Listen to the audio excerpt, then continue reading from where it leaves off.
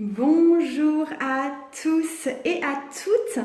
Donc, vous ne verrez pas ma tête sur cette vidéo aujourd'hui. Je vais juste vous montrer des cartes de tarot. Parce qu'en fait, là, ce que j'ai représenté, c'est une vision schématique de mon arbre familial. Parce que, en fait, je vais tout prochainement lancer un nouveau service qui va s'appeler Guérison de l'arbre familial. Donc, je vais ouvrir les ventes pour ce service-là uniquement du 27 septembre au 12 octobre. Ça peut encore être modifié, mais ce sera dans ces eaux-là. Tout simplement parce que je veux avoir un nombre limité de personnes avec qui je vais travailler là-dessus. Parce que ça, je veux vraiment m'y investir complètement, totalement, avec des personnes qui seront aussi totalement investies. Donc ça va vraiment être sur un temps court avec un petit nombre de personnes. Et ce sera simplement 2 gros rendez-vous pour chaque personne, 2 gros rendez-vous de 2 heures. Donc, au tout début de ce travail que je ferai avec vous, on va en fait dessiner votre arbre familial et on va l'illustrer avec des cartes de tarot. Donc, je précise bien qu'il ne s'agit absolument pas d'un tirage de tarot. Il ne s'agit pas du tout d'aller faire de l'introspection avec des cartes de tarot. Toutes ces cartes de tarot, c'est moi qui les ai choisies par rapport à ce que je savais de mon arbre, de mon histoire et de ce que je voulais voir représenter. Si vous faites ce travail vous-même, ce que vous pouvez faire, c'est effectivement dessiner plus ou moins votre arbre et choisir des cartes parmi 2 préférences, les arcanes majeures et les cartes de la cour, parce que c'est des cartes qui vont vraiment représenter des personnages, donc c'est ça qui me semble le plus pertinent.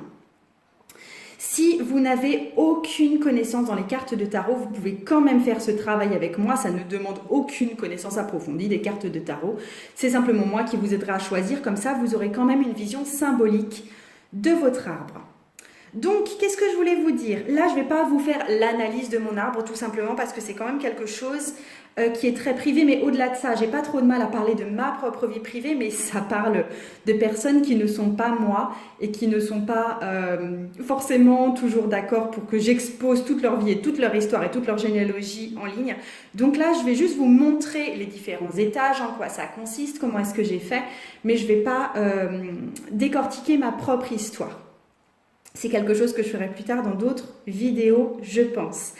Je voulais vraiment vous montrer à quoi ça ressemblait et comment faire. Donc, je vais vous montrer ce que représentent les différents niveaux, ce que représentent les différents personnages et je vais vous dire aussi ce qu'il n'y est pas et ce qu'on pourrait y mettre en plus. Donc, à ce niveau-là, vous avez moi et ma sœur. Je nous ai représentés au plus bas niveau et je n'ai pas mis nos enfants, même si ma sœur à moi, on a des enfants, tout simplement parce que là, je m'attarde à tout ce dont on a hérité. Donc, je ne vais pas m'attarder à mettre en plus nos propres enfants, même si ce serait intéressant dans certains cas de le faire, mais là, je ne l'ai pas représenté là. Ce que j'aurais aussi pu mettre à ce niveau-là et que je n'ai pas mis, c'est nos conjoints respectifs à l'heure actuelle, ex s'il y en a, etc. Si c'est vraiment très important pour vous, représentez-le. Mais là, le plus important pour moi, c'était vraiment de regarder tout ce qu'on portait comme poids ancestraux, en fait. Donc moi, ma sœur.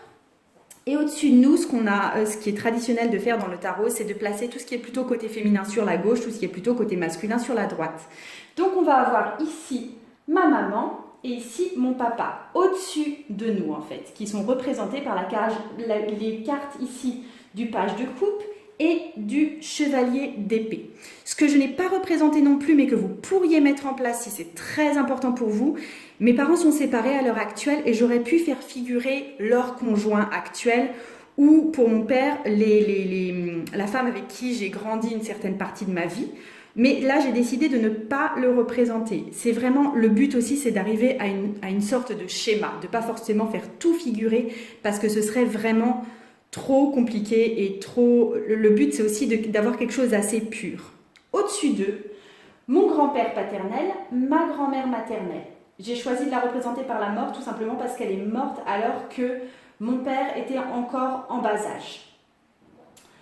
Et du côté de ma mère, ici on a mon grand-père maternel, ma grand-mère maternelle. Donc on a aussi ici les couches de nous-mêmes, nos parents, nos grands-parents Et si vous le désirez, les arrière-grands-parents. Ce que j'aurais pu faire figurer ici et qui a une certaine importance dans mon histoire, c'est certains de mes oncles et tantes.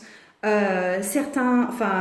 père a 3 frères et sœurs, ma mère a 2 frères et sœurs, donc, et qui ont un vrai rôle aussi dans mon histoire. C'est possible de les indiquer si vraiment vous sentez qu'il y a un retentissement fort dans votre histoire par rapport à ces personnes-là en plus.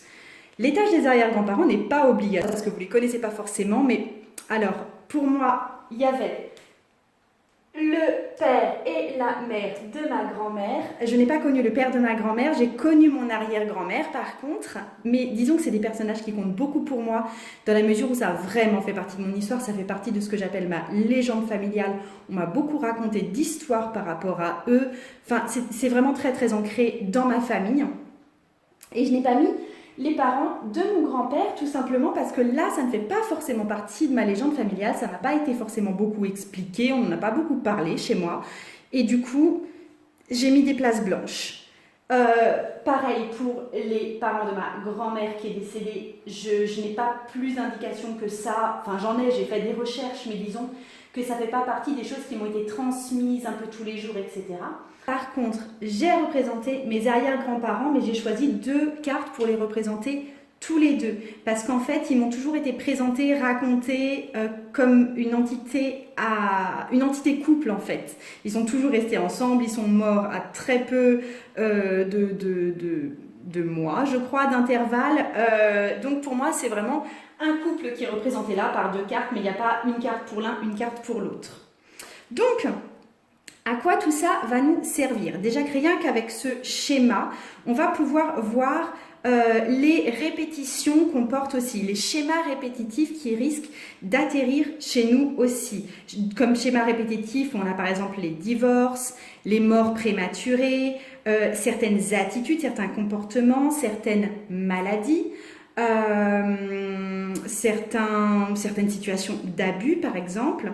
On va aussi pouvoir noter quels vont être nos modèles, quels sont ceux des personnages là-dedans qu'on a tendance à suivre, dont on a tendance à reproduire les actions, et quels sont aussi les contre-modèles, c'est-à-dire quels sont les personnages qu'on tient absolument à ne pas suivre et on fait tout pour s'en détacher, parce que ça aussi, ça va avoir tendance à être relativement toxique dans notre propre construction.